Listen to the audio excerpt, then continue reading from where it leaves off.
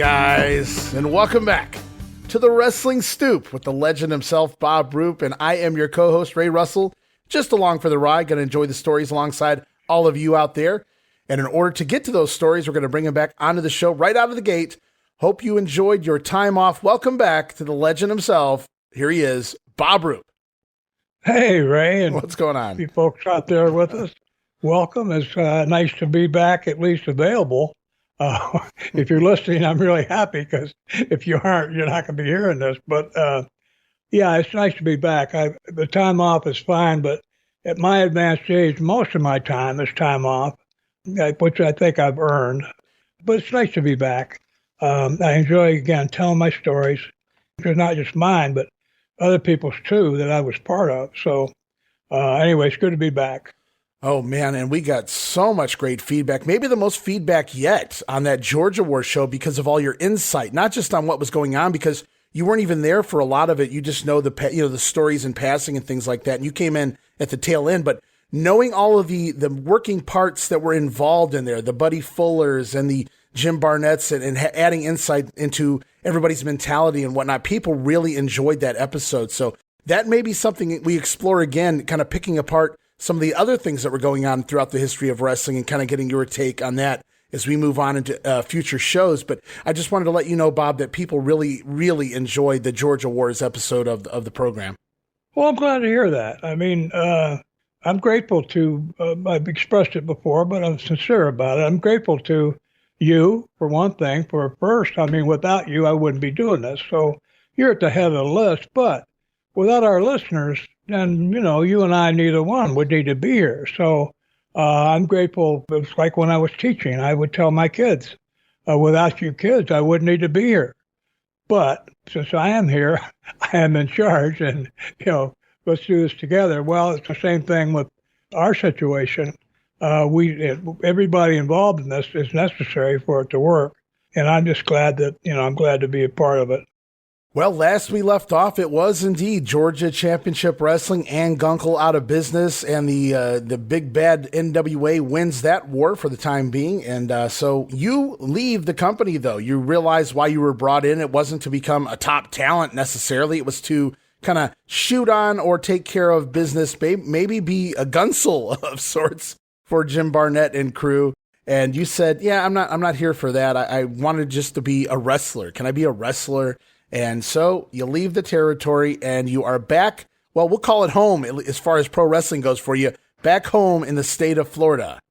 Yeah, I just had a thought, because I was looking at the records of my matches in Georgia after I refused to honor Barnett's request for me to go out there and do something against Jim Wilson, break his leg or whatever.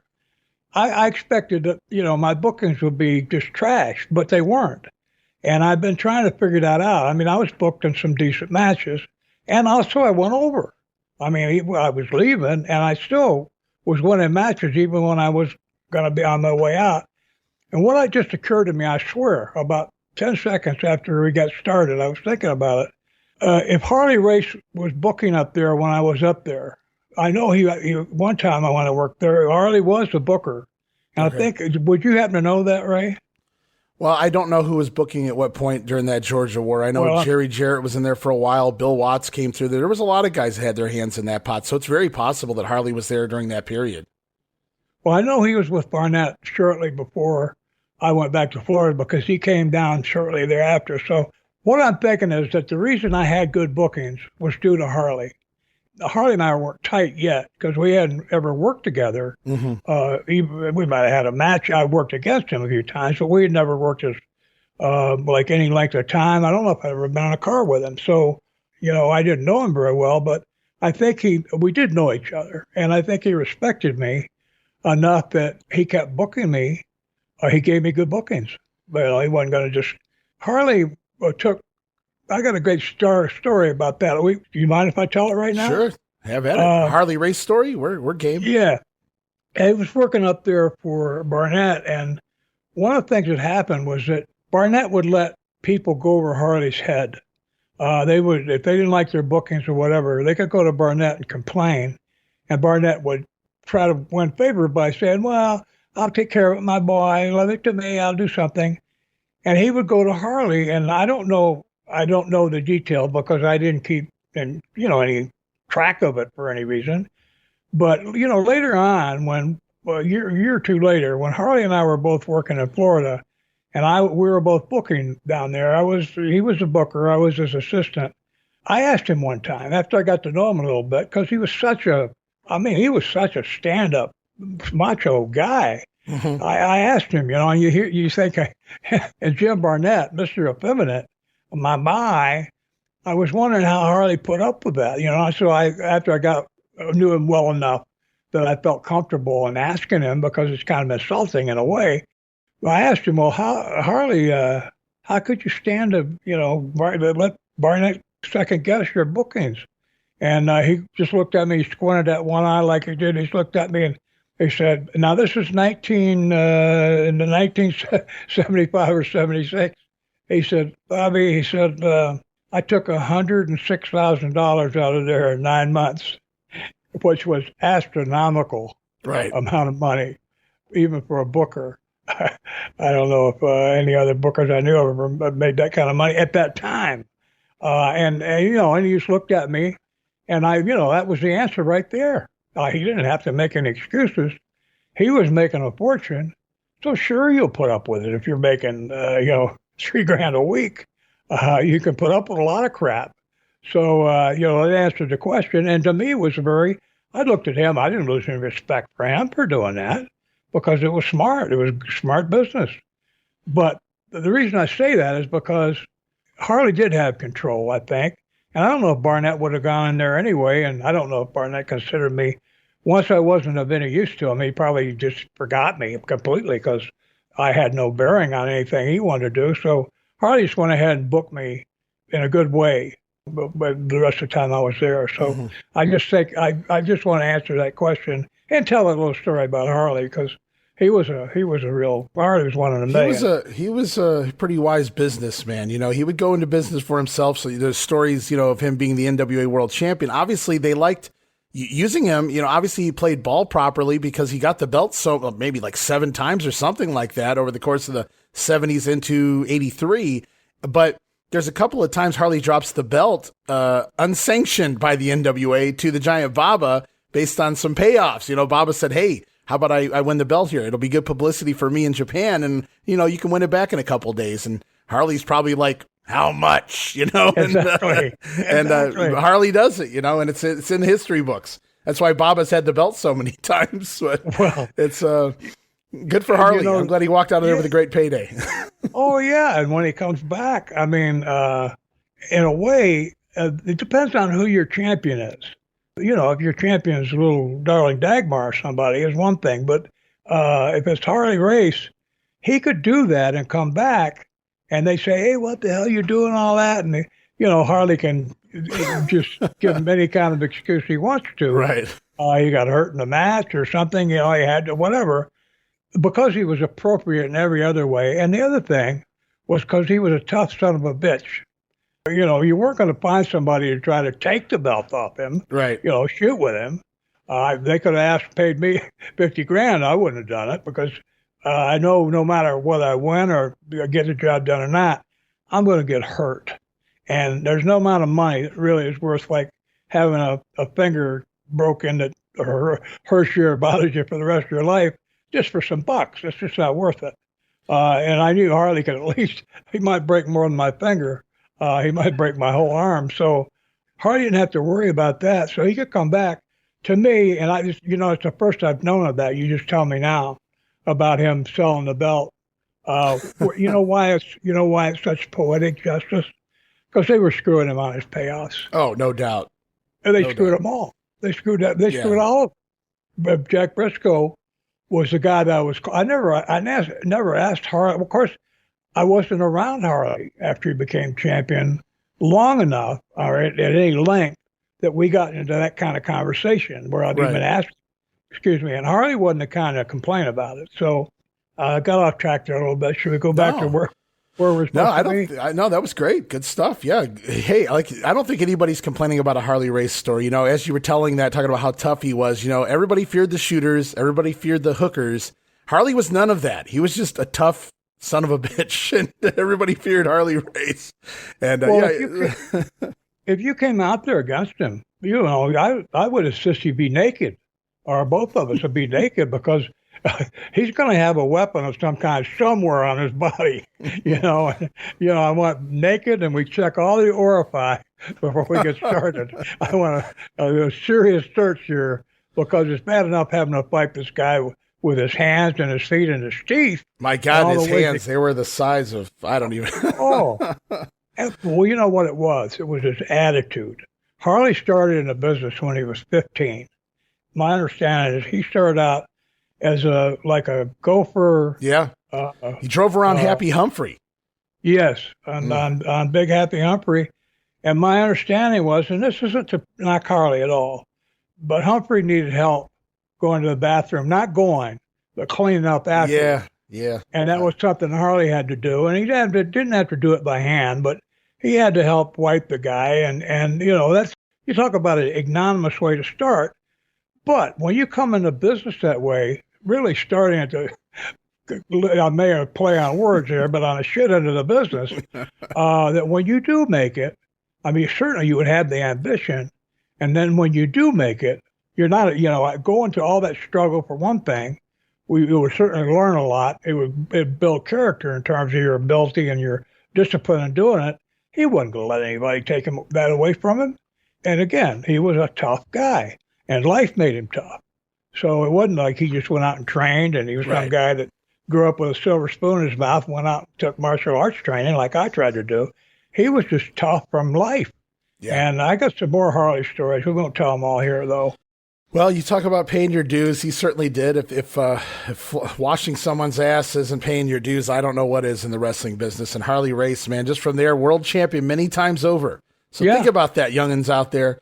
So we get going back into Florida now, Bob. You come back basically as a babyface. Not really anything going on. You're working Bob Backlund in the battle of the babyface type matches on some of the house shows. You begin to work Greg Valentine as well. Now, we talked a little bit about working with Bob over in Japan recently, and you've jumped around a lot, I should mention, throughout 74. You were all over the place. Of course, you did your tour of Japan. You were there in Georgia. You worked for Fritz von Erich. Really, it was all over the place, but you're settling in, I should mention now, for anybody curious. You're coming back in November of 1974 to Florida, and you're going to be here for the next 2 years. And there's going to be a lot going on with the career of Bob Roop over the next couple of years, guys. So hang tight, as it's going to be a fun ride here, I should mention, as we get moving here. But I was curious, again, you're working with Bob Backlund, you teamed with him, now you're working against him here. If you have any memories of wrestling him, we could touch on that. If not, I know you say if you don't remember the match, it was probably good. So I wanted to get your take on Greg Valentine.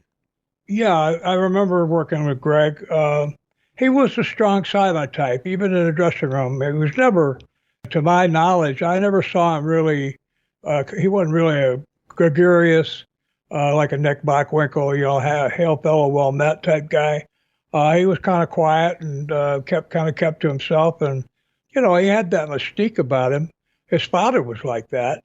Now, Johnny Valentine was his father, right? He was his father, but he didn't want anybody out in the viewing world to know that. He would always be billed as the older brother of Greg. Johnny Valentine, for as tough of a man as he was and the way he portrayed himself, he had a very weird thing about not wanting to be perceived as being that old, that he could have a son. Yes. Yeah, the age of Greg. So, well, it would actually be a detriment. I mean, you're obviously an old guy. I mean, think about, I don't know many pro football players or basketball players or baseball players over 40. And wrestler, that's like really old in those sports if you can last that long. But, in pro wrestling, there's guys working in their 60s. So if Johnny wanted to keep working, making you a dad of a grown man does make a statement about your age. Mm-hmm. And with Johnny dyeing his hair, he might have had gray hair, for all we know. I mean, if it's left unbleached or undyed. But he could make his age be whatever he wanted to be. It could be, Jack Benny did that thing for 50 years about how he was always 39. He never got any older. Well, Johnny could have done the same thing. He could have. I'm not sure I blame him for the thing with Greg. And I don't know, maybe maybe it was to help think about it. Maybe it was to help Greg too, so that he wasn't like leaning on his father's prestige. It's one thing when it's an older brother. It's another thing when it's the father. Right. The father is expected to give you things. The older brother usually isn't expected. Usually you're competing with an older brother. So it would make a difference, yeah, on how they're perceived. But anyway, I remember working with him, and again, nothing untoward ever happened. Nothing for all the time that Greg and I spent in the business together. Never rode with him anywhere. But he was a good guy. I never heard any really horrible or bad things about him, or even nasty things about him. He was respected, and he had a great career, So Yeah. And again, the matches had to be okay, because I don't remember any big mistakes or accidents or anything from them. I want to go back just for a second because there's this important development in my own life that comes in around this time. Okay. Over the past, we're looking to say in 1972 was when I was in Iraq. Yes. And then I came back, and then the next year I had the problem in the Carolinas, or the second half of 1973. Right. I took a lot of that time off, Mm-hmm. and then I went back to work for Fritz, and I had after that time off, and I had that terrible experience out there with him, with all that crap that, we talked about him. I'm going to fight all the football players, and then Fritz, being totally unreceptive to trying to advance my career in any way, and refusing to pay me correctly, and stiffing me on my last night out. The classic insult is steal about 2/3 of your money, pay you the basic bare minimum that you would pay a guy that was having his first match and worked in the first match, and that's the only time I ever worked. You pay him the same thing. The guy's been working for you for a few months and making some money for you. So, that left a bad taste in my mouth. I mean, I knew I'd always heard, and I remember Larry Simon, Boris Malenko, telling me, he said, don't ever burn bridges, because you never know if you might want to go back. So even if you have a horrible experience with somebody, don't say anything to burn bridges. Well, when I was leaving Fritz, I've already talked about making a phone call to him. I knew that if I was in a situation where I had to depend on Fritz von Erich for my living, well, that was when my degree and, my educational background was going to come to the forefront, and I was going to be doing something else. Right. So I didn't have any problem at all to saying burn the bridge with Fritz. I don't know. There's some guys who don't express themselves, so saying things like character and moral fiber.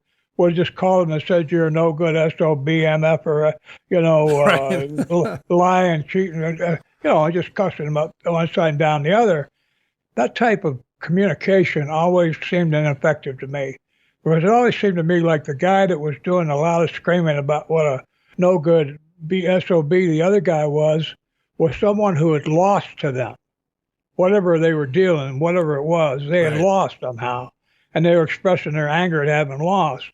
I never felt like doing that. I mean, I say to myself, well, this guy's really a real prick or whatever. I didn't bother to tell the person. I just put him out of my head. No, with Greg, nothing. Greg was, maybe he did some things I don't know about, because I was absent. I think everybody did in the wrestling business. Yeah. I was just curious if anything happened there, while you were there. I'm not saying he was a troublemaker or anything. I was just curious because Greg Valentine, that's a guy that worked throughout the entire 70s. He worked for Vince for most of the 80s after coming out of Crockett. So Greg Valentine had a long career in the international and national scope of professional wrestling. So I just wanted to see if you had anything on him there. Do you know how old he was at the time? I mean, I hung around with younger guys, but actually Orton was the only one that I really hung around with a lot. But he was my tag team partner. So it made sense for us to ride together. And Bobby was easy to get along with. Yeah, I mean, Greg had to be fairly young still. I'd say somewhere going in right around his mid-20s at the time, probably. Well, I wasn't that much older than him, but I don't know. It just never worked out. That's cool. Again, I didn't travel with a lot of people anyway. Well, I got another name for you here, and I don't know if this is even going to ring a bell, but you work him a few times here at the end of 74, and I don't know if his name's going to come up again. And I always thought he was underrated as a talent, really. There's very little of him out there. He didn't really, quote-unquote, make it per se. He did some time in Stampede, but I didn't really see a whole lot of him. He didn't make it to Vince Land. He didn't make it to the Crockett's. I'm talking about a guy by the name of Gil Hayes. Do you remember Gil Hayes? No, I don't. Okay. I saw his name when I came into Florida. I worked with some top guys. I worked with Armstrong and I think Valentine. And then I worked with some guys like Gil Hayes and El Lobo and the Texas number one. I could be mistaken because I'm sure there's been more than one El Lobo under the hood, but I know at some point Luke Graham comes through here as El Lobo under the hood. And I don't know if this is Luke or if this is just maybe a prelim guy. I'm not sure, but El Lobo at one point was Crazy Luke Graham.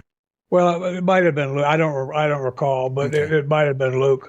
Again, for any new listeners out there, this Mr. Don't Recall here, we're talking about stuff that happened half a century ago. Yeah. And I got dropped on my head about 10 times since then. So only 10? Okay. Yeah. But I don't remember everything. Ray will try to pick up the slack, but we're doing the best we can. I think we're doing pretty good, actually. But we've done pretty good thus far. You team with Bob Armstrong here in a match. You work some tag team matches against a masked team called the Patriots, which are Bobby Hart. We've talked about Bobby Hart in the past. A lot of great masked tag team heel gimmicks.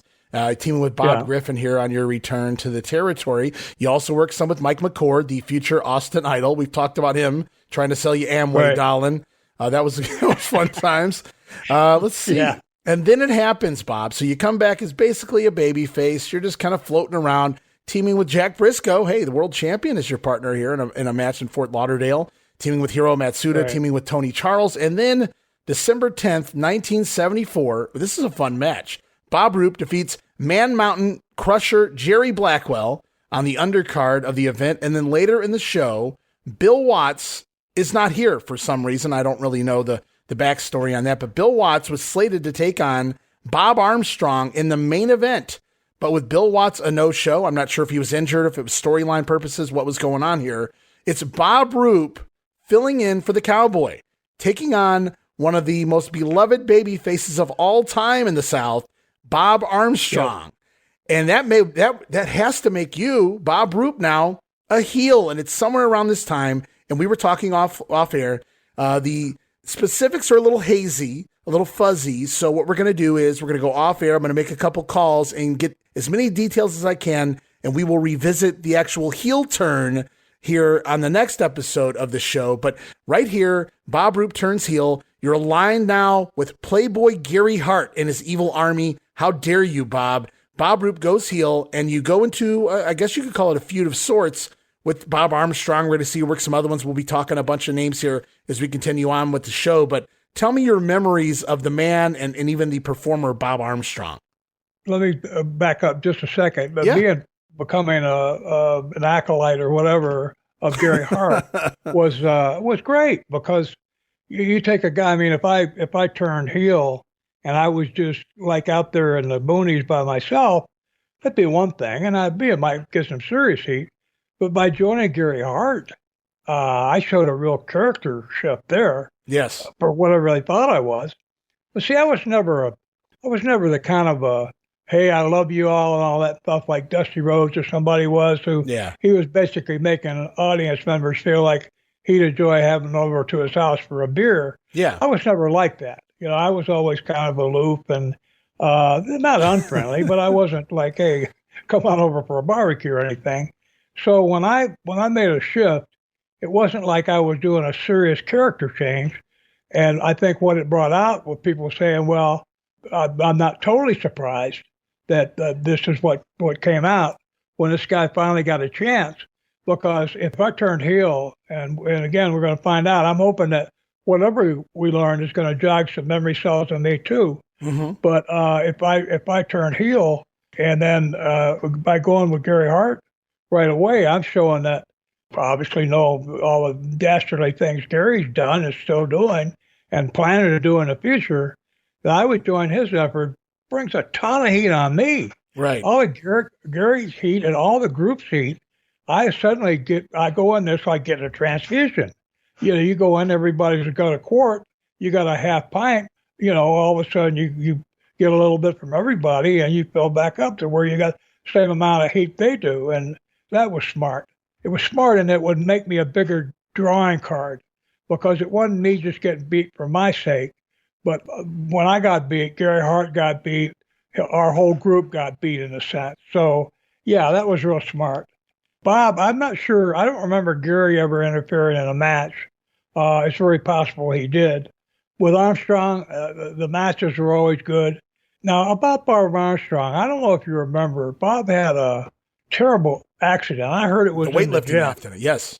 Yeah, that he somehow, it seems to me it would have had to be bench pressing or something. Right, that's exactly what it was, from my understanding. Poor guy. I mean, he had to keep working. I'm not putting him down here, but I'm not sure what he was prepared to do to make a living other than wrestling. And maybe it was there, but, he was beloved. He was a babyface, or really wasn't, did he? I don't know the latter part of his career. I don't know if he ever turned heel or not, but, he came back, and I don't know, maybe it brought even more sympathy and a feeling of support from people because it was disfiguring. It really, really messed up his face. If I remember correctly, I think I had heard Ted DiBiase say that it tore his nose completely off his face. It ripped his nose off his face. Yeah. They put it back on, but it was obvious that, something really untoward had happened. Yeah, it was hard to see. I felt bad for him. But, but what do you say? He doesn't bring it up. What are you going to say? Mm-hmm. What happened to you? Hey, you should have ducked, or, what do you say? But poor Bob, he went on. I think he still drew money. He was top of the line. Yeah, Bob Armstrong down in Alabama working for the Fullers, and he did get a little brief heel turn, which was kind of cool. It was a nice little niche late in his career in the 80s, it was fun. He handled it well, smoking Bob out there smoking a cigarette. Oh, wow. Yeah, it was good times. But Bob Armstrong had so many kids that broke into the business. Some of them inherited his talent in the ring. Some of them inherited his charisma. Unfortunately, none of them inherited everything. I mean, the next Bob Armstrong, like that generation, boy, that would have been something because Brad Armstrong had everything in the ring. And then his son became the road dog for the WWE, Brian Armstrong. He had the charisma. So Bob Armstrong, though, he kind of had the total package to a degree. I don't know if he was ever as good as Brad, but he could go in the ring and he could certainly work the crowd. I think he had, I don't want to say limitations because we all had limitations. I certainly had some compared to other heels in the business, but mm-hmm. I don't know if he had A to Z and qualities that a babyface can possess. I think he had most of them.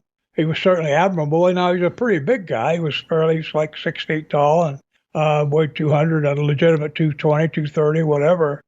And he always looked good. He was in good shape and everything. And he was nice. He was a friendly guy, warm guy. There was a rib they used to love to pull on him. He was afraid of snakes. I mean, it was. So he never went down to the snake pit then? Well, not willingly. But there was a place we worked in Georgia, a little spot show town, and it didn't have a dressing room. So what they did is they put up big boards, sheets of plywood, like the 8 feet tall plywood. They would get them and set them on end, and they'd have a wall, and then it'd be coming out from the wall. You would have the other three sides of a square or a rectangle, actually, would be these plywood boards that they had supported with some kind of, I don't know, sawhorses or something. Mm-hmm. They had them set up. And, they were fairly firm.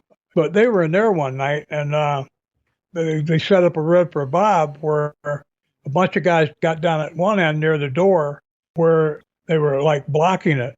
And somebody came from the outside. They waited till he took his trunks off, and he was bent down to take his boots off, and somebody threw a dead black snake about 4.5 feet long. They threw it over and it landed about 2 feet from Bob, and Bob they threw it between him and the exit, make sure. Oh man, he couldn't get out. He took off. He knocked down 2 of the walls on his way out of there, and he's naked. He's naked. No towel or anything. He's naked from the waist up.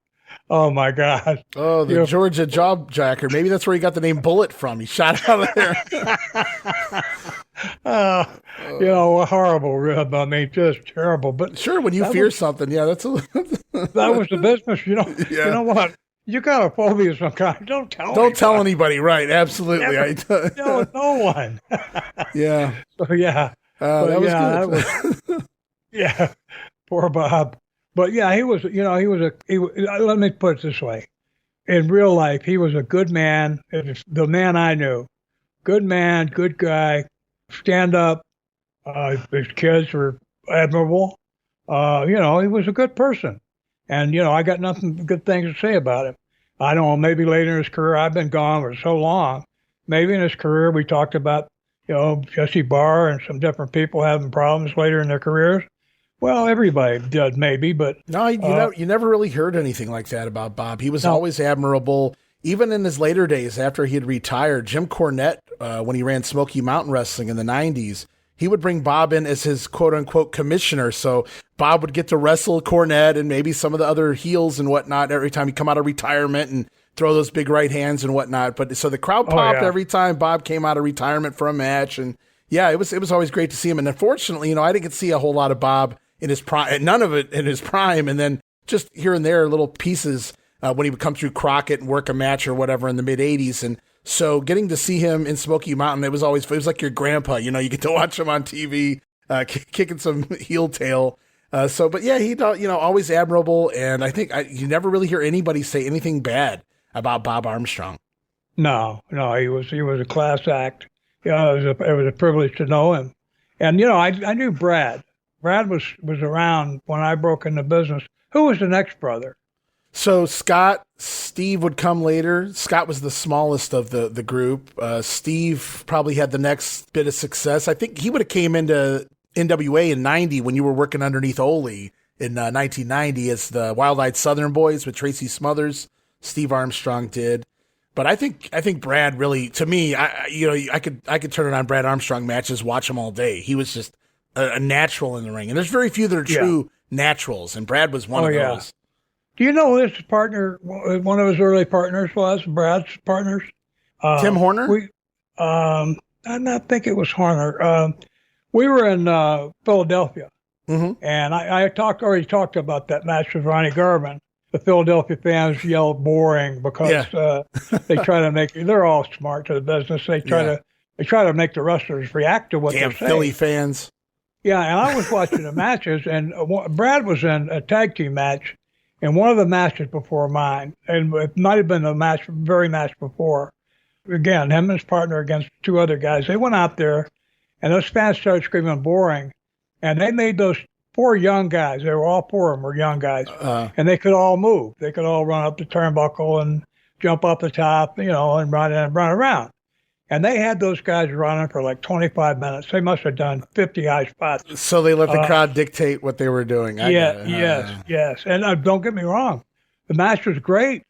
But except the fans never came out of their, they didn't come out of their boring crap because at least there was enough of them screaming the boring stuff.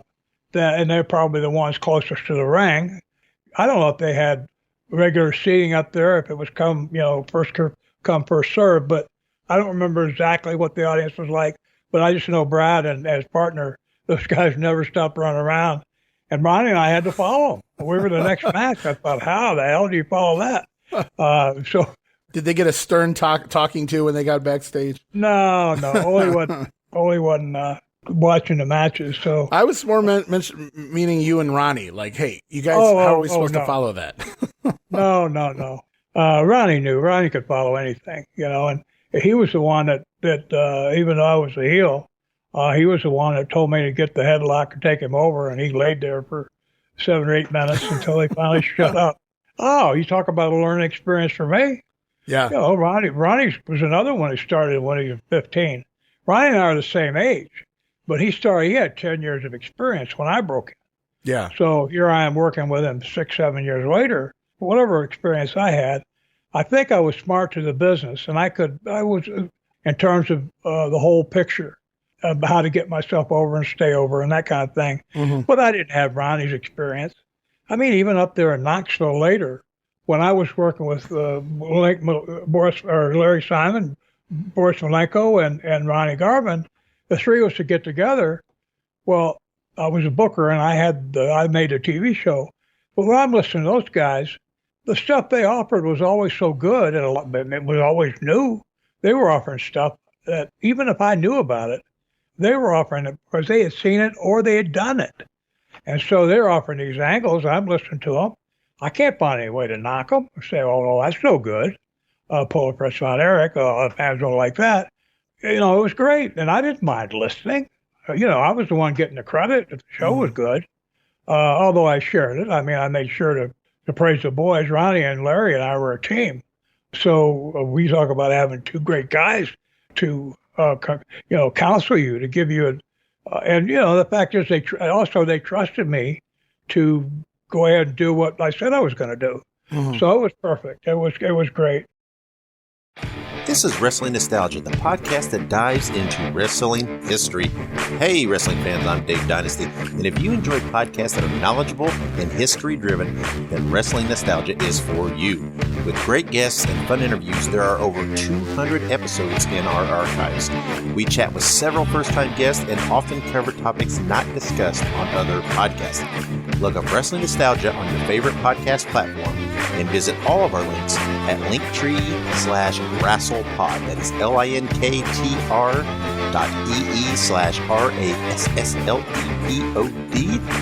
And remember, wherever you go, whatever you do, be good, be safe, and keep on growing. Hey guys, Ray Russell here, curator of the WrestleCopia Podcast Network, inviting you guys to listen to many of the programs here as part of the WrestleCopia brand, including, but not limited to, the Wrestling Memory Grenade, currently covering the 1988 and the WWF project. You can also listen to the Regional Wrestling Podcast, where we talk the territories, whether it's Jamie Ward with Georgia 81, Roman Gomez with the UWF in 1986, or Gene Jackson covering Memphis in 85. 3 projects going on right now over there at Regional Wrestling. You can also listen to the Wrestling Stoop with the legend himself, Bob Roop. Bob goes back in time each and every week, covering not just his career, but countless stories and interactions with hundreds of wrestling names spanning his 2 decades in the business.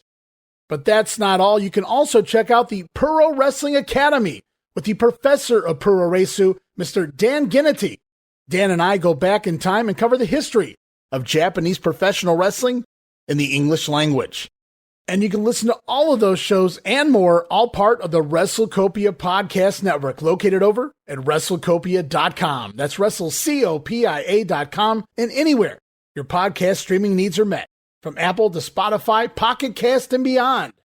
And while you're at it, why not subscribe to our social media guys for all the latest goings on here at the WrestleCopia Podcast Network. Plus, I'm constantly adding old school video clips and pictures from throughout wrestling history. You can follow us over on X, formerly Twitter, at Wrestling Grenade. That's at RASSLIN Grenade. Also, follow and like me, Facebook.com/Wrestling Grenade. And why not subscribe to YouTube.com/Wrestling Grenade.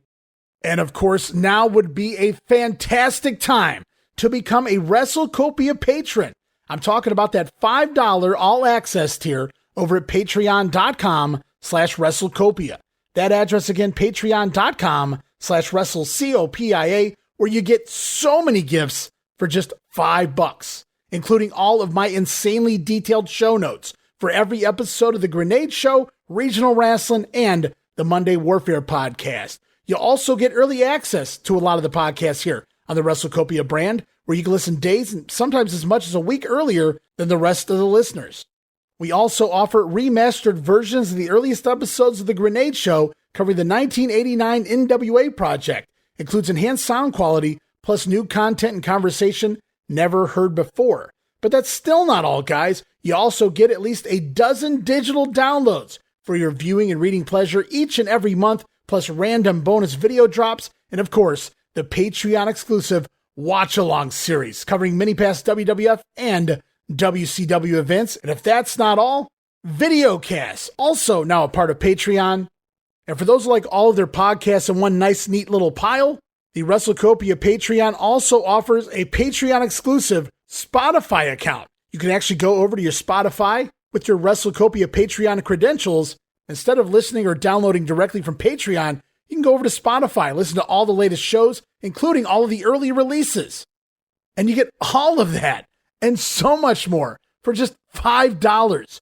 No subscription, cancel anytime. Give it a try for a month, guys. I think you'll like the content that I offer, and every penny of it goes right back here into paying the bills. So if you're looking to support that next up-and-coming podcast brand, please consider making it WrestleCopia. Help me pay some of the bills to keep the WrestleCopia podcast network and all of the great shows here up and running for the months and the years to come.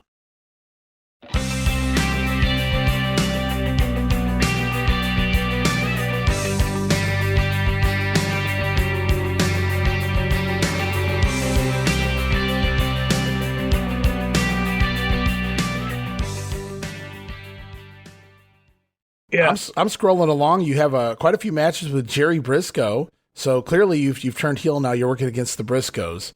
Yeah. We've talked about Jerry several times. I don't know if there's anything else you want to add here working against Jerry or whatnot.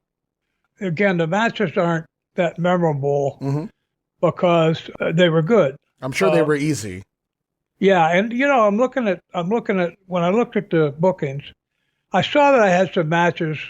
Like I was in a couple of lights out matches. I was in a take this match, and in those kind of matches, in like 4 or 5 month period, I looked from like my last couple of days in Georgia until April and of '75.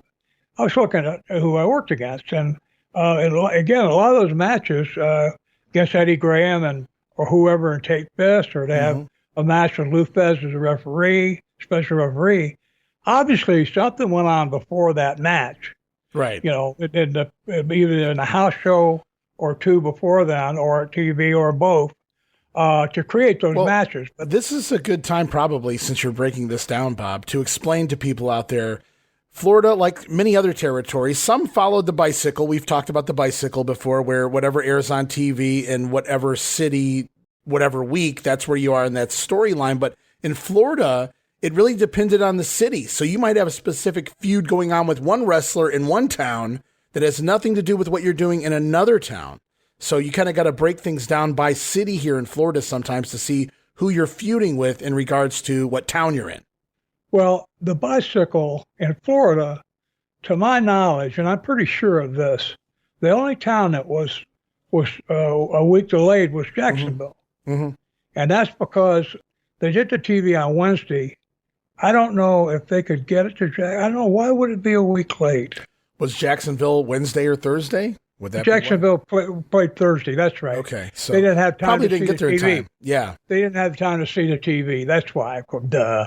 I sound like a moron here with that one. Yeah. They didn't have time to see the TV. So, yeah, you went to Jacksonville. You did TV the day before, but they hadn't seen that yet. They saw what you did last week. Right. So that's when Dusty and I went in there and drew a really great house, and they hadn't even seen anything.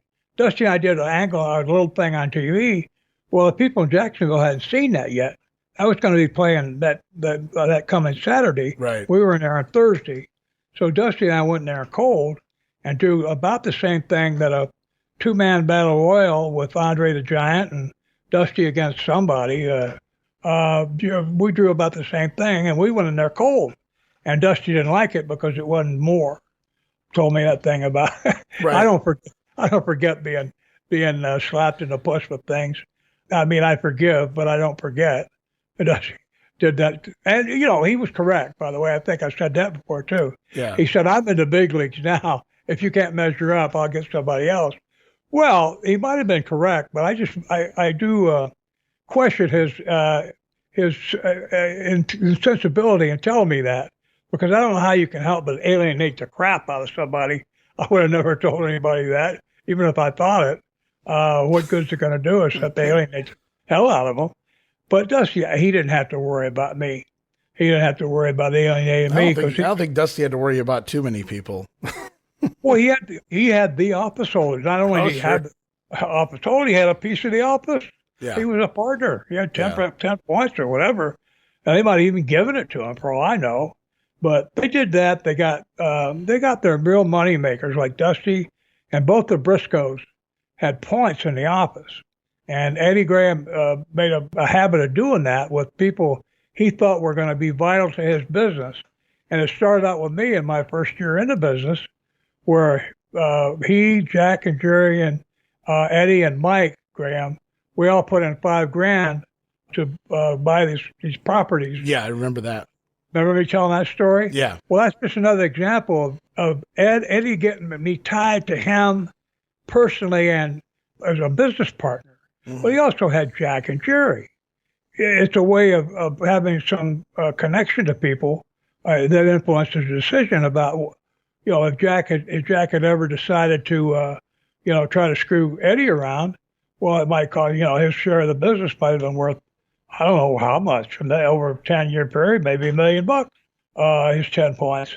Well, he was going to lose that because Graham would have done the same thing that they all tried to do to Ann Gunkel. He just said, well, we're going to, guess what?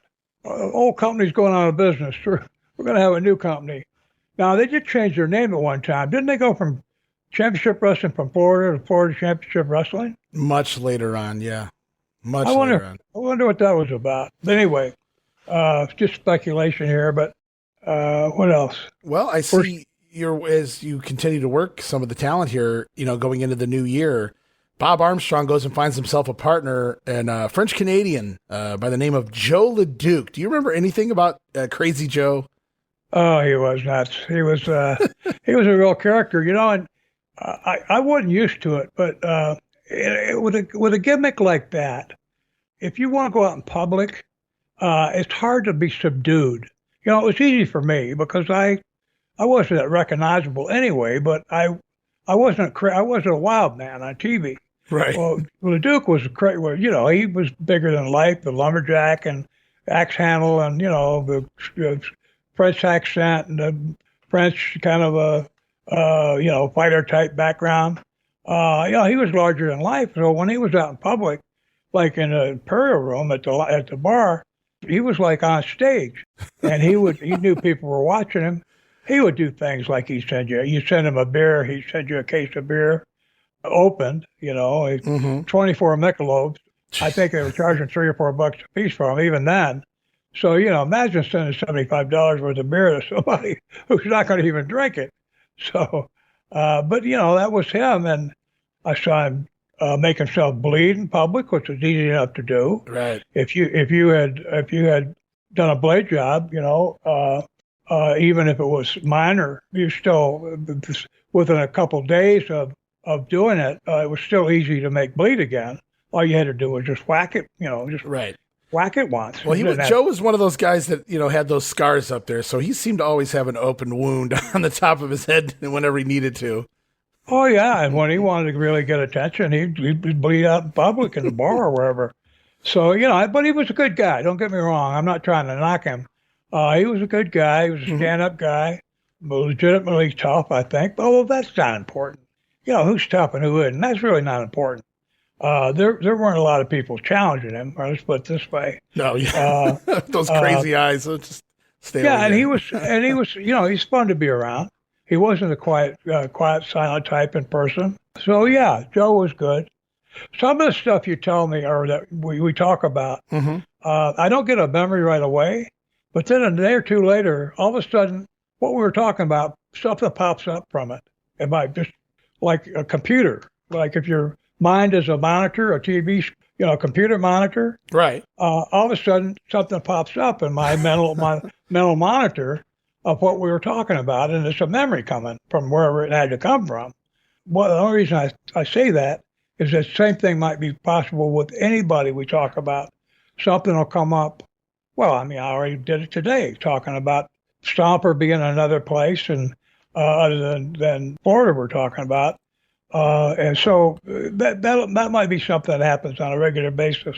I know it probably drives you nuts, but that's just the way it is. That's the way I am. So what are we going to do? Well, you just mentioned his name, and we did talk about him briefly off air. So I guess that's the next name we could come to here on the show if you'd like to. We talked about Jos LeDuc. Let's move on to another wild man of sorts. Talking about the Stomper, Mongolian Stomper, Archie Goldie. We were talking about him offline just a little bit. You said, "Hey, not only do I have something to say about him maybe here in Florida, but I've got some Knoxville stuff to discuss." So I said, "Have at it," and let's talk a little bit about the Stomper.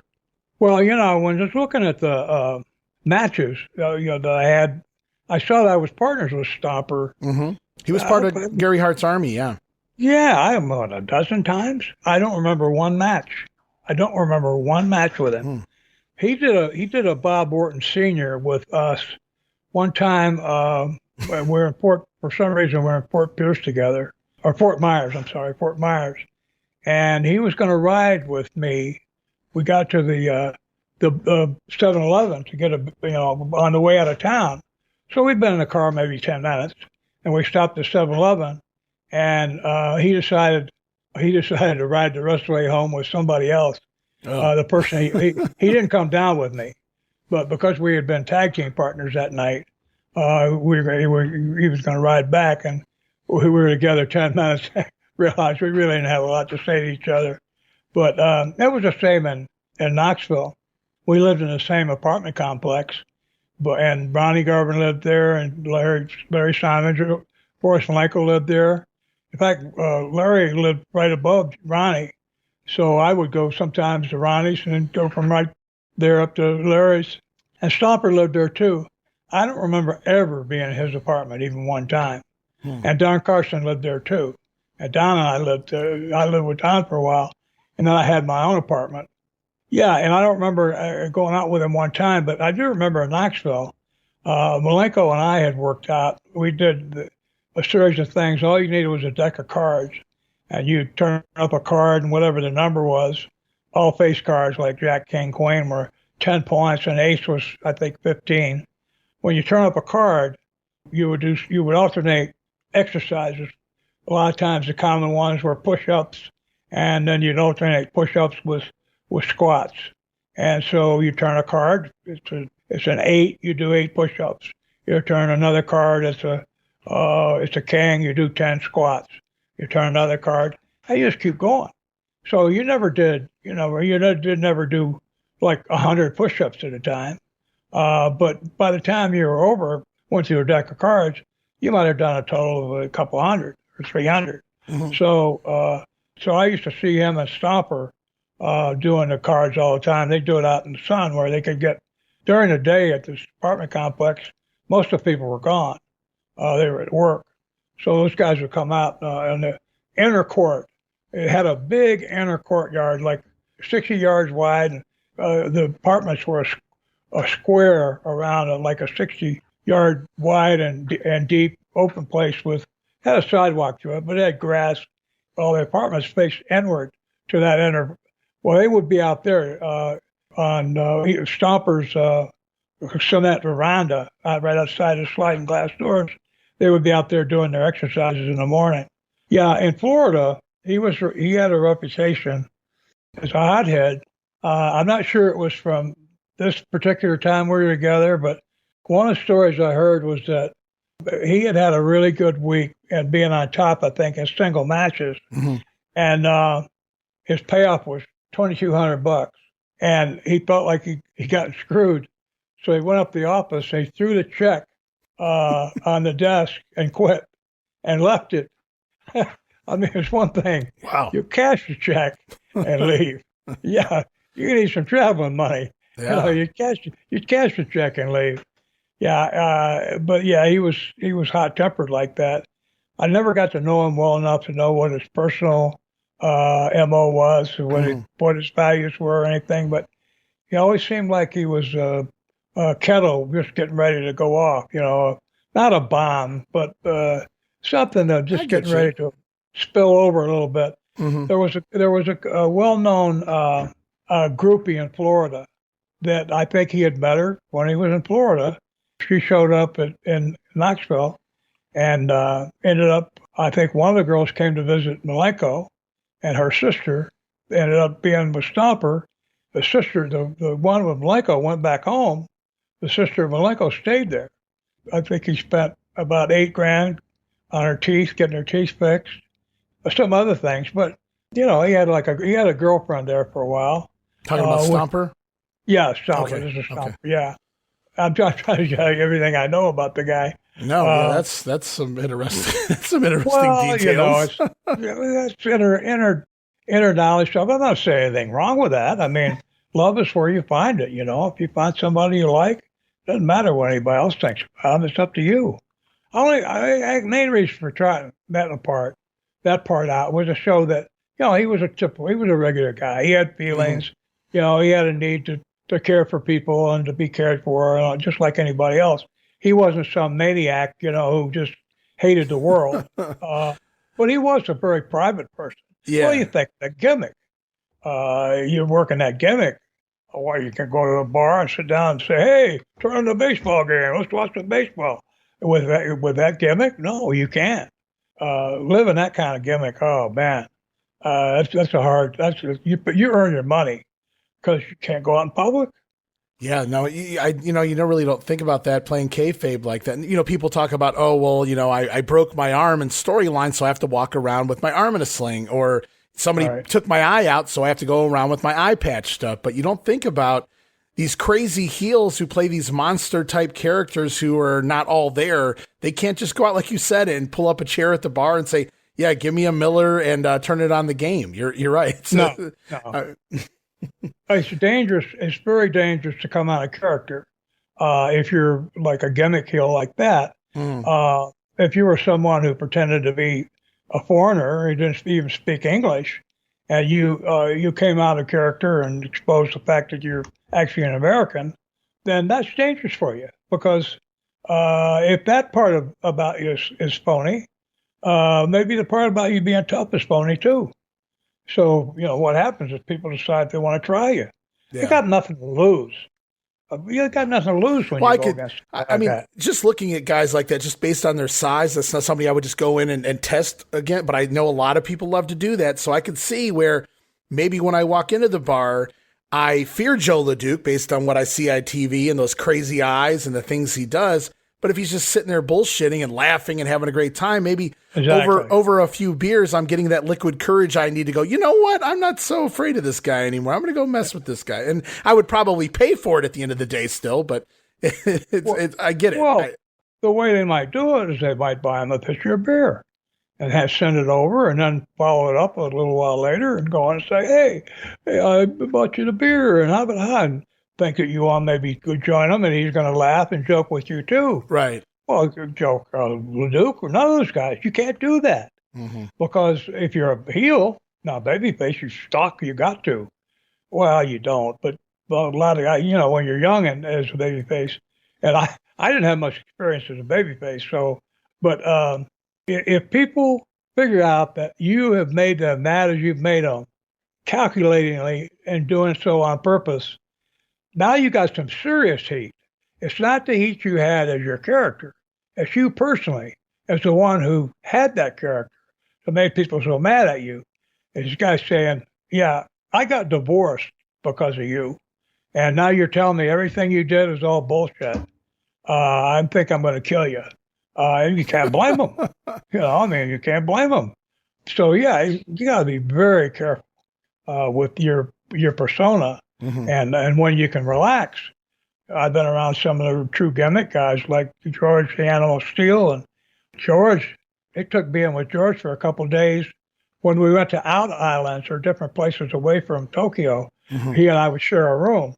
It took, I think, till the second night in a room where he relaxed enough to talk. I mean, of course, he talked to me, but he relaxed enough to talk about his background and all that, and become more personable.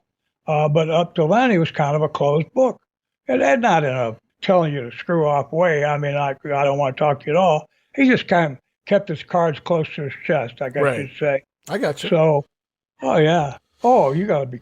I saw so many guys that we came across as being ultra vicious who would, a lot of times, guys would, for example, it happened one time in Australia with Gorgeous George Jr.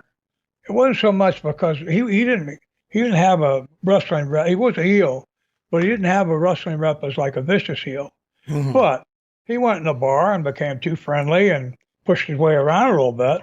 One of the guys in the bar took smacked the hell out of him, and I think he prevailed, but he ended up with an eye that stuck out and a bloody lip. You don't need. If anybody from the audience or from the public hurts you at all, you've lost, because we're supposed to be able to kill each other just looking at somebody. Right. So and another one I'm trying to remember, Bull Ramos. Mm-hmm. Wow. Bull was another one. He got into a bar where here's this great big massive looking, nasty looking guy. He got in a bar where he was relaxed and forthcoming. He got in a hell of a fight, got the crap kicked out of him. Oh, wow. Or at least he got marked up. Mm-hmm. And because he was, and I wasn't there. That's a big dude to beat up. Well, and the thing is, you go in a bar, if you're a heel, you better have mirrors where you can see. If you're going to not sit with your back against the wall, first of all, you want to sit near the door anyway so you can get out of there. You don't want to go to the very back corner of the bar, furthest from the exit, right, and sit down there. And but if you're even there, but to go in there and expose your own gimmick that you're not really this badass person, you're just asking for trouble. Because I had a teammate in high school. I'm just going to explain the mentality. In high school, I hung around with my wrestling teammates, not football players. I played football too, but with wrestlers, we had a tighter bond. The wrestling's just different. When you're going out, you're respecting a guy for him at his weight. But one of the guys who got along with best on our team was the 95-pounder.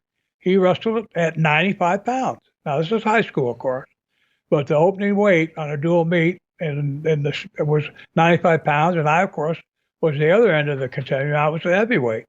So, but we liked each other. We got along in school. We were wrestling buddies. We had a couple other guys, but we would go around. Well, I hung around with this guy off and on for 4 years. And because he was small, he's gone now. Rest peacefully, Woody. He would pick fights. We'd have a few beers. He'd pick fights with Michigan State football players who are 3 times his size. I don't mean twice. I mean, some guy weighs 300 pounds. Yeah. And we're at a McDonald's. There was a McDonald's in our town of East Lansing, Michigan. There was a McDonald's at one end of town. There wasn't any other fast food places in East Lansing. It was all kind of built up already. But this one McDonald's, we'd go there on the weekend. And, of course, you had to go in to put in your order. They didn't have the type where the waitresses came out to the car. You had to go in. I'd watch my buddy Woody go in there. And it didn't happen every week, but one time they got me in a fight with a sergeant in the Marine Corps who had to be 40. I was about 16 or 15. And I'm fighting this guy out at our local football field. He's a sergeant in the Marine Corps. And another time he got this football player, a guy had a weight of 300 pounds. When I see him challenge these guys and looking like he was going to go in a fight, I felt responsible to go in there and try to break it up, not to get in the fight. To go in there, I felt I couldn't just let him just get slaughtered. So I would go to try to break it up, and it always ended up that I ended up being the one doing any fighting that I didn't have to fight every time. But what finally happened after 4 years, I quit rescuing him. He got his butt kicked one night, he never did it again. But the only reason I'm bringing that up is that you have people like that. Like him, he was upset, insecure about his size. So that Napoleon complex, I believe they call it. Yes. And I'm talking about how it literally has effect where, one of your friends is fighting some Marine out in the middle of the field at midnight on a Friday night, mm-hmm. and, risking his life and his health. The Marine guy tried 9 or 10 different ways to foul me, and thank God, in the wrestling background, I was able to duck and dodge long enough whereas finally his friends pulled me off him or asked me to get off him, and they got him out of there. But I took him down about 4 or 5 times. He kept trying to gouge and bite and all that. So finally I smacked him a couple of times, and then his friends, and don't get me wrong, I remember all these fights. I remember every one I ever had because I haven't had many. If you're smart, you don't go around fighting people all the time. There's no way you can win. You're defending yourself, you're defending your loved ones, defending your country. That's one thing. You don't hear a whole lot about Bull Ramos being an asshole, right? So I'm assuming maybe in this situation, they found literally the biggest guy in the bar, and they went looking to pick a fight with him, I guess. Well, he just happened to be in there. And for all we know, he got drunk, where you could tell. Yeah. Where he was, he was stumbling around a little bit. Well, now you're asking. Maybe he was there with 2 or 3 other guys, and they left. And he was slow getting out of there. You just never know. But you got to watch your butt, because here we are, how many years later? 60 years later? 50 years later? Let's see. Well, half a century later, I'm still talking about it. Yeah. About pro wrestlers getting beat up, because it didn't happen that often. Right. And when it happened, it's very seldom ever forgotten, because it doesn't happen often. Thank God. Wrong place, wrong time. I would imagine, for the most part, because it seems like most of the guys that went out looking for the fights, like a Dick Murdoch or whatever, they never really came off on the losing end, because they knew what they were doing going in, and they were ready. Yeah. Well, Dickie's in a whole league by himself. he was literally a fight. Have you ever heard this story when I think it was Coors? I could be wrong, but it was one of the beer companies. And I think it was Coors. Paid Dick Murdoch to basically go around and give out drinks and whatnot of Coors at the bars, and he lost that job based on being Dick Murdoch at the bar. So how do you lose a job? You're getting paid to go around giving out beer at the bar. It's great. Yeah. It's Dick Murdoch. I love it. All it takes is one guy to smart off to him and forget the job. Dick was a fight waiting to happen. So I saw you team with Dick here. You also team with the other Dick, literally, Dick Slater here. You're Toru Tanaka. You got Toru Tanaka as a partner at one point, which is pretty cool. You get special challenge matches from a colleague of yours, an amateur, Danny Hodge. You have some matches against Danny here. He's not happy you've taken up with the evil Gary Hart and company, it would appear. Do you remember wrestling against Danny Hodge? We've talked about the story with Sputnik Monroe and things like that in the past, and we've talked about Danny Hodge in general. Do you remember working against Danny? Was it anything you would imagine it would be? Because you guys are both former, like, super well-known amateurs, right? And now you're both in the pros working against one another here. I was just curious if you remember actually stepping in the ring against Danny. Yeah, I do, but for a specific reason, which I think I've mentioned. I'm pretty sure that we talked about it. Mm-hmm. The one where he hurt his back. We were wrestling in the Bayfront. Now, the only reason I remember any move that we made was because they were part of the finish, the fact that he missed a drop kick, and then I went ahead and got him up and gave him a shoulder breaker, and then it turns out he had hurt his back to the point he was in the hospital. Yeah, and he didn't sell it. Yeah, and so that's the only reason I remember the match. Right. And again, the reason I don't, when Danny and I went out there, neither one of us had any, at least I didn't, have anything in mind except to go out and have a good match, pro wrestling match. Right. Not forget the amateurs. Amateur wrestling doesn't draw anywhere in the world. It does a few places, but it doesn't at the Olympics. It's not like track or swimming where you can't get a ticket. So, no, I remember the matches as being okay, but Danny didn't have a lot of fire. He was so competent. He was kind of deadpan, kind of phlegmatic. Right, I could see that. Yeah, he was so capable. He was one of the toughest guys in the world. He do 3-time national champion, never beaten in college, silver medal in the Olympics, the most valuable wrestler in NCAA, named the Danny Hodge Award. He got into boxing. He was going to do boxing in his career. He got somebody who talked him into taking up boxing. He actually had 20 fights. They conned him into doing 20 fights, but they never paid him. They were stealing whatever money they made off him. And so after 20 fights, he smartened up and he quit doing it.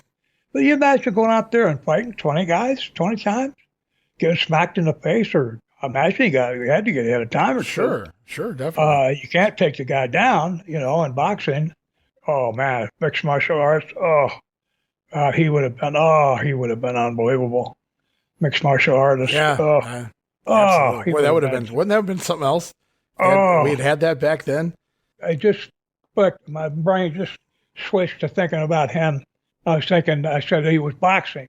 Like, thank God it wasn't mixed martial arts where you could do anything. Oh, he would have been tough. Oh, he would have been very, very hard to beat. Right. Because he could take anybody down. And once he got you down, it was over. Yeah, he would have, lucky he wasn't around. Because he could have done that when he was 40. If he had been 40 when they started, he still would have been. He could have gone in there and done very well. And he would have liked to. Danny stayed competitive until the end. Yeah, it makes me wonder if he would have ever went pro wrestling if there had been an MMA back then, if there had been a UFC type sport back then. It makes me wonder if Danny Hodge would have just pursued that straight out of the amateurs rather than going pro wrestling here. Oh, I'm convinced he would have, because it was a real challenge. I mean, it was a real fight. Mm-hmm. Now, if those guys are working, they're good at it. Well, there's ways you can manipulate without actually telling somebody they're going to lose and somebody else they're going to win. First of all, you don't have to tell the winner. All you have to do is tell the loser you're going to lose. And it's his job to go out there and do it. I've seen so many movies where that happens. The winner doesn't even know that it's a work. If it's a shoot, then I have to believe it would. It certainly would be with Danny. It's legitimate. If it's a shoot, it's legitimate. Right. He would have gone to that 100 times sooner than he would have gone to somewhere where he's going out there and acting and pretending to be tough. Yeah. I mean, for a guy who's tough as you can be, it had to be hard on him, go out there. And the reason he was limited to being a babyface and being a junior champion and not really being able to work for any length anywhere in the country, I'm not sure. There might have been some personal reasons I don't know about. But one of the things was that Danny it's limiting when a guy is stuck in being now he might have worked heel in his career. Do you know if he did? Hodge? I don't know off the top of my head. Well, I probably would have been, he probably wouldn't have liked to do it. I know guys working against him would have been scared to death. But yeah, he had limitations. As good as he was, he didn't have a lot of fire. He wasn't like a Stang or some, these guys like Hogan. Mm-hmm. These guys that can manufacture, they look like they're upset, they're angry, and, they can convince people they are. Hodge didn't have that, not only ability, he had no desire to do that, because he didn't ever want to look like he was getting beat up. We'll go back to the Sputnik Rose story and squashing the ankle. Right. Hodge could stand it even for 30 seconds to let look like he was getting beat up by somebody. I don't know if it was so much the getting beat up as it was strutting over him. I think that's what it sounded like. Yeah. Well, don't show me up. Well, he was, the guy was a great, he was one of the great amateurs ever. Yeah. And he had a very, very distinguished career as a pro. So there's nothing I can say. He stands head and shoulders above me. Mm-hmm. I feel in both camps, except for this. I think that my having been a heel through most of my career by choice gives me certain distinction over someone who wasn't. It's one thing where you've been okay at both. Being a heel to me was because you're in charge of the match. You're in charge of the heat. You're in charge of basically in charge of the match. You're in charge of the audience too, and bringing them to certain levels. So you're the one. You're the director. If your match is like a movie set, the promoter's the producer, but you're the director, and you're the one going out there, and you're an actor you're the one that's making it happen. In my career, most of my career, I was a heel. Not nondescript, but a generic heel like myself. I could go against anybody. You could book me against anybody, and I could go out there and have a match with them. I mean, women, little people, big haystacks people, whatever. I could go out and have a match with them, and not everybody could do that. But, I mean, you got to be the one to go out there and make it happen sometimes. Sometimes the people you're working with don't have the ability. Working with haystacks later on, what you told me about haystacks, having at one time been a top guy, could go over the ropes and take big bumps and all that, mm-hmm. That would be. I saw my version of that was Jerry Blackwell. Oh, and, for a guy like that, who was the other guy? There's another one. He used to come up the top rope. Great big guy. I can't think of his name. Anyway, I was tremendously impressed with Jerry Blackwell's agility. Blackwell was just, I don't know how, I guess maybe it was his height that hindered him from really getting a big push somewhere, in the 80s, and his health eventually as well. But man, you go back and watch what exists of Jerry Blackwell when he came through New York in the late 70s, when he worked for Vern Gagne. That dude, talk about underrated as a performer, as a talent for a guy his size, the bumping, the rolling around, popping back up to your feet, doing drop kicks, all this stuff. Jerry Blackwell was an amazing talent. Yep, he was. He was. And you guys will have him there in Knoxville as well. Yeah, I was going to say, I got some good Knoxville stories with Blackwell. But, back to being a heel, to be able to call a match, you're also controlling the audience with what you're doing, too. So. Hey everybody, Gene Jackson here, inviting you to check out the Retro Wrestling Review, where each week I'm joined by some great co-hosts who help me review classic episodes of USWA Championship Wrestling, and right now we are doing week-by-week reviews of 1993. But we don't just do reviews, sometimes we get a chance to interview some of the people who were there and lived it, plus do watch-alongs. It's a lot of fun, so check out new episodes that drop every Wednesday at WrestleCopia.com, and to find links to everything associated to the podcast, you can go to USWApodcast.com. Well, we were on Danny Hodge, and then we were talking about working as a heel. I see, when I was talking about some of your partners here, you even teamed with Gary Hart at one point against Danny Hodge and Bob Armstrong, so that was probably a fun one. I'm sure Gary stayed out on the apron for most of that one. Bob Roop working double duty in that match. Oh, yeah. Gary was just running when the guy was down getting beat. I'd have the guy beat up or tied in the ropes, and I tagged Gary in, and he smacked him a few times, and the guys start to get loose, and Gary run over and tag out. It's the old Bobby Heenan special there. Yeah, well, yeah, but, those guys were good at what they did, as opposed to you and I both know managers who really weren't there. Timing is very important, and image is very important, and those guys were both really, really good at it. What about, you talked about managers, but he was still wrestling here at this point, and I saw he was on your team a couple of times here in 75 as we move into the new year. What about JJ Dillon, Jim Dillon? Jimmy was a very good worker. I first knew him when I was at Amarillo. What was it, 70? 71? 71, I think it was. Yeah, he was out there briefly and Lord Alfred Hayes was out there too during that time. It's weird. It's weird seeing those guys there because Amarillo, you got the city of Amarillo, and then around it, on all sides, you got like 150 miles of desert. Nothing. Right. And so it's really weird, as opposed to like Florida, where there's vegetation everywhere, and there's major cities, and there's water. There's water everywhere. The lower half of the state's a big swamp, and you got the ocean on both sides, and then you go out to Amarillo.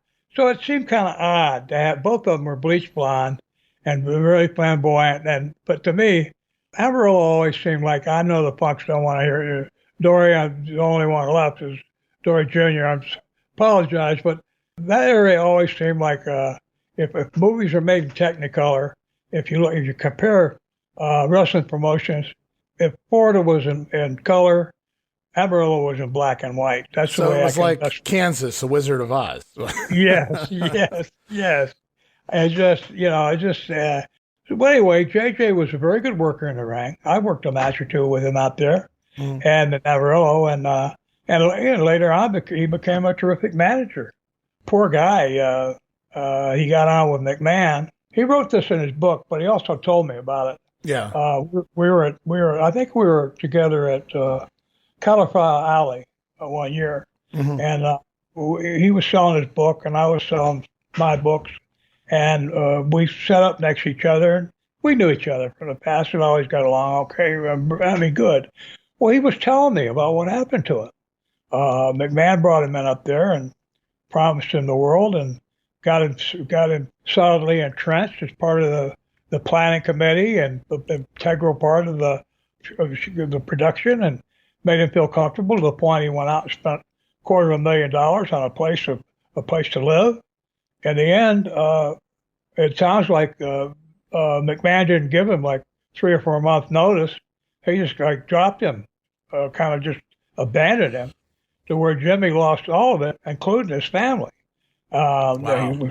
His wife left him, and I'm not sure that's the deal. I just know that, let's put it this way, whatever happened, he ended up, after all that, working for McMahon, making a couple $300,000 a year.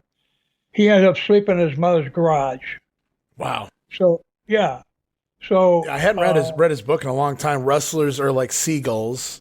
He said he learned that saying from Vince Sr., and for anybody who wants to know what that means, you actually have to go out and read the book.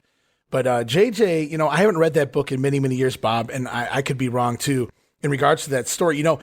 He comes over in '88 from working with Crockett, but he had been working the books. He was Dusty's right-hand man in regards to booking and dealing with the talent and the money and the contracts and everything. So JJ knew everything, and Vince knew that.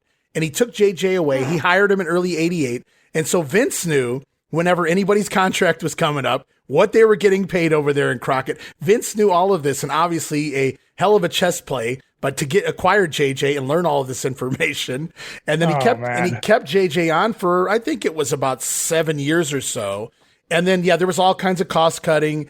And, but there was some story where JJ goes up to Vince and says, "Hey, I'm looking to buy a house here." And I don't know if it's Stanford or where it was, but it was a pretty hefty amount. And he was very trepidatious into, making this purchase. And Vince assured him, "Oh no, you're good, pal. Go buy the house."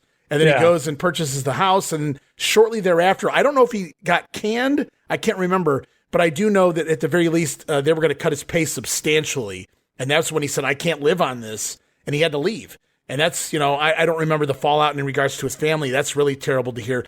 The good upswing, if there is one out of all of that, is it's not too long before he goes and gets a job with Turner. And he's pretty much there for the duration until they go out of business. Yeah, and you know what? He's a good man. I've never heard, seen, or learned of anything negative about him. He's always been a stand-up guy. I mean, a good person. He's another guy. I don't know if I've ever ridden in a car with him. Mm. So I don't know him real well. I don't think you become the right-hand man to the booker. I don't think that you have longevity like JJ did on top as the main event manager in Crockett and working for Vince in the office, being trusted by Vince in the office for the height. That was the Hulkamania era, when he gets his job over there. And you have to think that JJ was a stand-up guy, a trustworthy guy, a good human being at the end of the day. And you know what that is in the wrestling business? Very rare? That's very rare, but it's also a liability. Well, because you need to at least have the ability, the potential to be nasty and vicious, to protect yourself, not to hurt anybody, to protect yourself. Mm-hmm. When you have to be nasty, when you have to be, you have to take a stand, and you have to, I'm not talking about killing anybody or anything, but stand up for yourself and your family and your interests. You got to have the wherewithal to do it. Right. And I'm not saying Jimmy was weak. Again, everything I've said about him attests to him having strong character. I think he's a person of character, which is not really, and I don't want to alienate all my contemporaries in the wrestling business, but sometimes maybe having a strong character isn't the most positive quality to have in pro wrestling. I think a lot of people deep down would have to agree with that. Well, think about it. We talked about it before. Guys start out, the first day you ride in a car, if they ignore you and the boys are talking, you're just like a spare tire sitting in the back seat, and they start talking about payoffs. Oh, we got screwed. Yeah, they bought promoter bought a new boat, and I can't buy one to put in my bathtub. You can hear all this stuff of guys complaining about getting screwed, and the immediate thing is, well, why do you put up with it? Why are you still here? Mm-hmm. Why? What good does it do to bitch about it? Do something about it. I was left. I'm not. Well, that goes without saying. Well, yeah. Sometimes I had assistants in leaving. Oh, I'm fired. Well, I guess I'm leaving then. But it comes to mind with me. We talked about Jesse Barr about people having problems later in their career. And it might be as a natural result of years of what I'm talking about, right? Of being in a situation where you know you're getting screwed around, and you go ahead and put up with it. You know, you say, okay, I understand it. I'm going to take it. I think there's guys that did take it, but they didn't make any bones. They didn't complain about it. They said, this is the system. This is the way it is. Still, all that being said, I can make 4 or 5 times more money doing this, even getting screwed, doing this, than I can do anything else, including with my college degree. So I'm going to do this for a number of years, save my money, and then say goodbye to it. And there's guys that did that, like Bill Eadie. Didn't go. I never heard Bill complain about anything. You know, he just went ahead and did what he's going to do. And he's made a great career, and he's still out there. So, you know, really, really good guy, good example. So, but the guys who are complaining all the time, I think that if you're complaining, I know how it made me feel. And I know if you're complaining all the time, just putting up with it on my part, putting up with it over and over and over again for years. That's my career wasn't any longer than it was.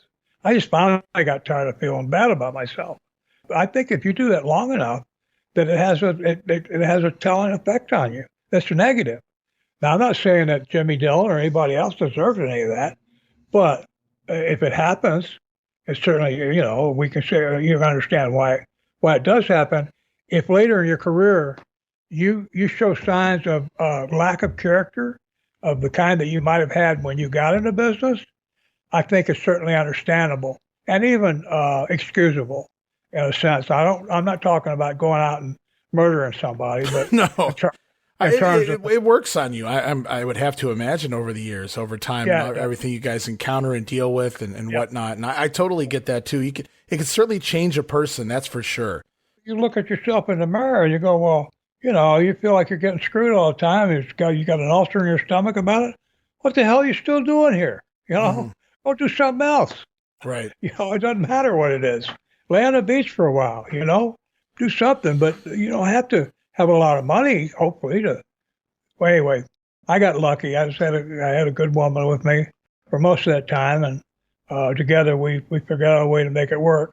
Right. So, you know, and I'm not trying to denigrate the wrestling business.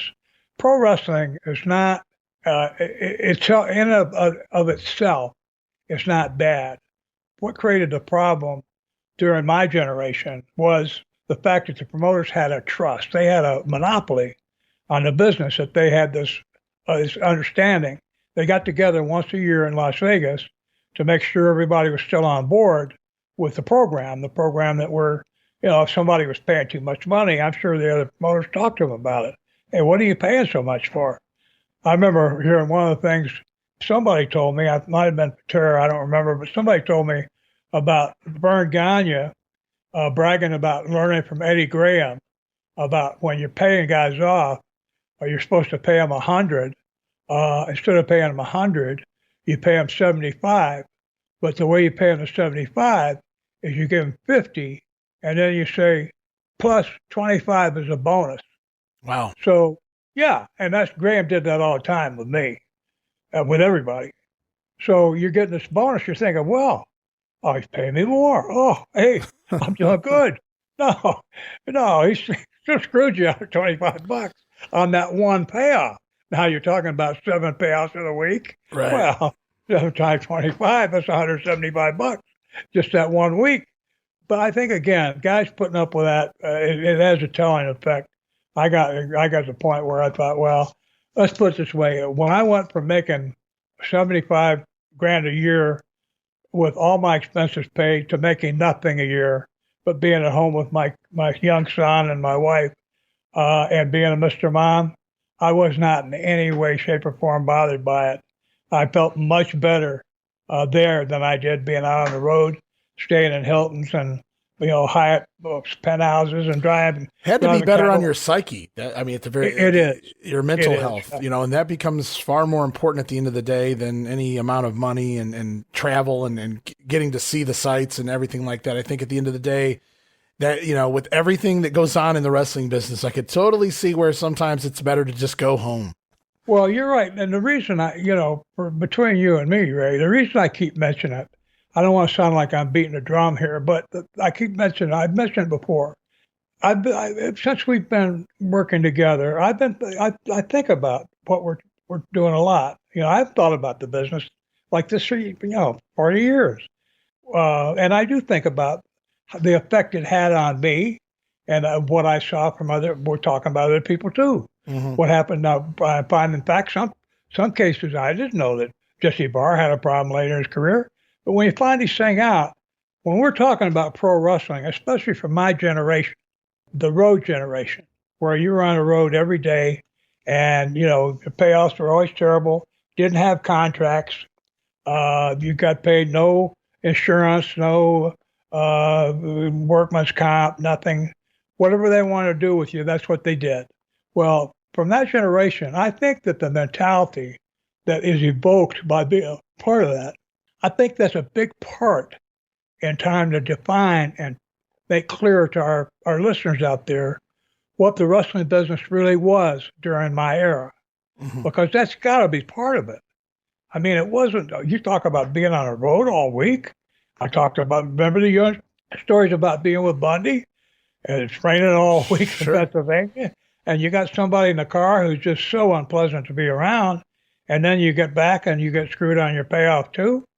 Well, it doesn't matter how glamorous it looks or, I'm on TV and I'm a big star and I'm known everywhere in the world. When at home, where it's important, you're miserable. I think, and when we're trying to talk about what things were like back then, and don't get me wrong, it's not like that was always the situation, but that certainly was one of the things that you could maybe think about or look to. It was part of it because it was the same for everybody. Now, people like Dusty went in there, became such a big star. He was smart. He got a piece of the office. He got a say-so on his own doing on what was going to happen to him. And I admire him for that. Don't get me wrong. I should have done that. I admire Dusty for doing that because I think he had a lot for as long as he made it last, which is Florida, Carolinas, and Atlanta. He had Crockett flying him around on a corporate jet.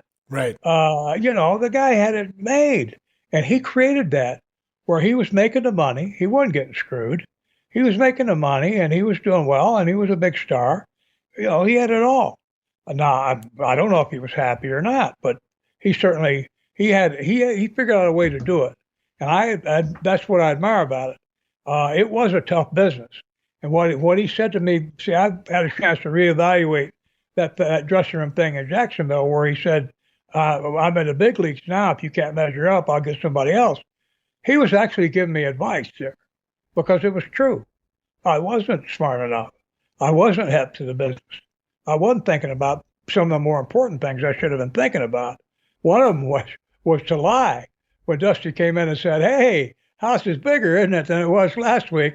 I should have known right away there's only one answer. Hell yes, Dust. Yeah, man. Way up. Yeah. And so, here I'm telling him he didn't draw. It wasn't matter because Dusty probably was going, I could probably take somebody's pet chihuahua off the street and figure out a way to draw money with that chihuahua, just because I'm Dusty Rhodes. So if he didn't draw with somebody, they certainly wasn't going to blame himself. It had to be the other person. Yeah. So anyway, but yeah. Well, Dusty had what can you say? Dusty had a great career. He made a lot of money.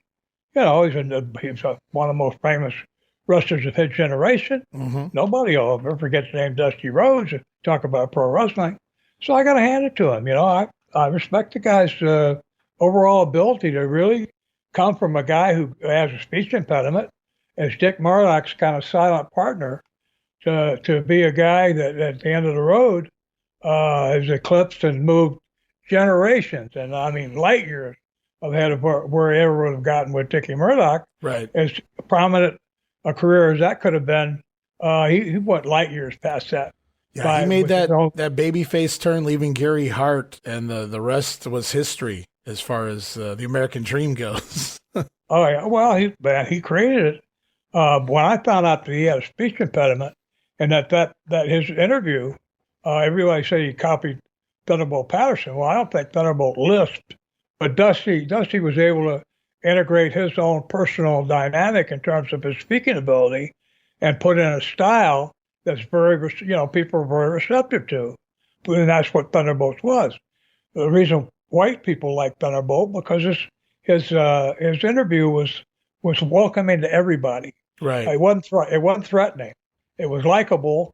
A lot of times it was amusing. It caught your attention. You wanted to listen to what the guy had to say. So copying someone like that, I mean, imitation is the most sincere form of flattery. I mean, if you're going to copy somebody, at least, it better be somebody successful, right? Yeah, so. It's better than copying Salento Rodriguez, right? Sure.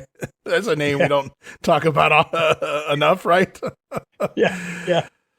Oh man, that's a hell of a show here this week, man. Really getting back into the swing of things here in Florida, and the best is yet to come because as 75 goes on, Bob, I mean, it's literally, and I'm not just saying, it's not just cliche, it's literally a who's who in the ring with you. Harley Race, the Briscoes, Terry Funk. You're main eventing. You're the champion. We're going to talk about you defeating Cowboy Bill Watts for the Florida heavyweight title. You're going to win the tag team titles as well. Your feud with Rocky Johnson.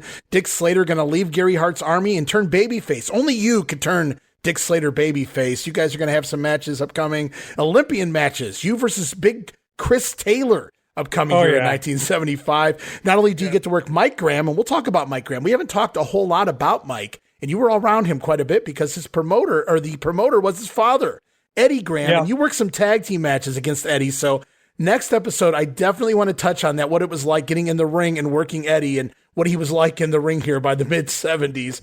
Also saw some very random names that stuck out to me because when I see these names, I think the Northeast, I think New York City, but you work Dominic DiNucci and Tony Parisi, and there's just so many big names still coming here in 1975. As we roll on in the next episode, we're going to be touching on a lot of those names and so much more.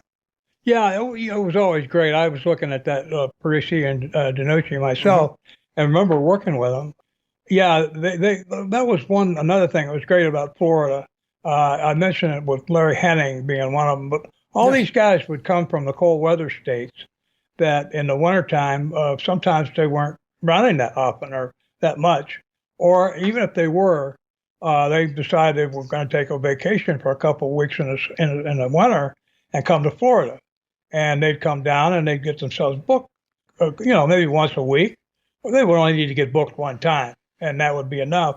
But they'd get booked, and you have someone like Larry Henning coming down, and you can you book him with somebody you're trying to make, because even if you're a wrestling fan, you've been around any length of time, even if the guy's never worked there, you probably know who Larry Henning is.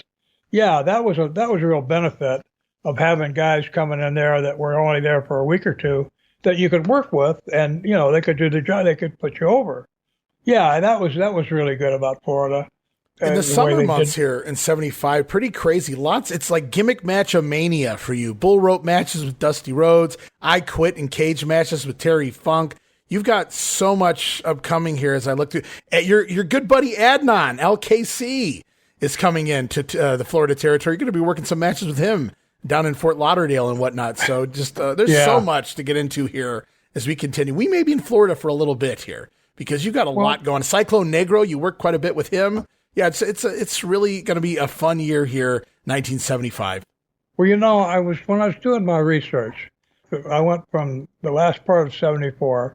I went and I looked at the matches and try to see what I could remember from who I worked with, and I went through April of 75, and I said, well, I'll just I've got on one of my monitors here, I've got May of 1975 right on the screen, in case I need to refer to it.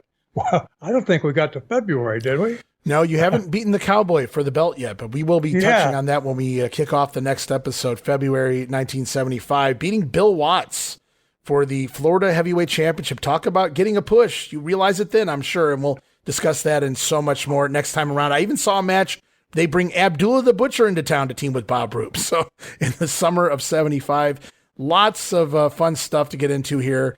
Wow.